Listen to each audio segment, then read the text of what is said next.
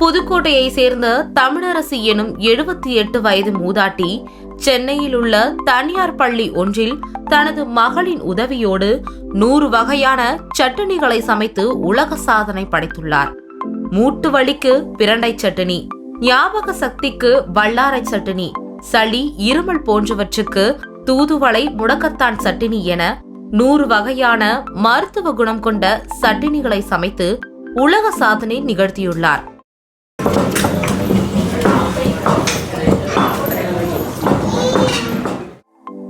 எழுபத்தி வயது மூதாட்டி தமிழரசியின் சாதனையை பாராட்டி யுனிகோ உலக சாதனை நிறுவனம் ஒன்றில் உலக சாதனை புத்தகத்தில் இடம் பெற்றதற்கான சான்றிதழ்களையும் பதக்கங்களையும் வழங்கி கௌரவித்தனர்.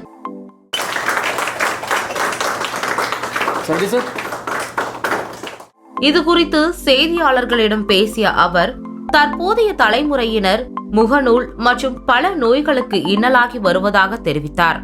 குழந்தைகள் நலமுடனும் வளமுடனும் வாழ மருத்துவ குணம் கொண்ட உணவுகளை அனைவரும் உட்கொண்டு ஆரோக்கியத்துடன் வாழ வேண்டும் என கேட்டுக்கொண்டார். வசந்த் டிவி செய்திகளுக்காக விஜயகுமார்.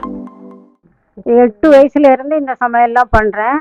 என் பேரன் பேத்திங்க கொள்ளு பேத்திங்க எல்லாம் கீரையாக கொடுத்தா சாப்பிட மாட்டாங்கன்ட்டு நானே முயற்சி பண்ணி இந்த மருத்துவ குணம் நிறைந்த மூலிகைகளெல்லாம் சட்னியாக அரைச்சி நான் குழந்தைங்களுக்கு கொடுத்துருக்கேன்.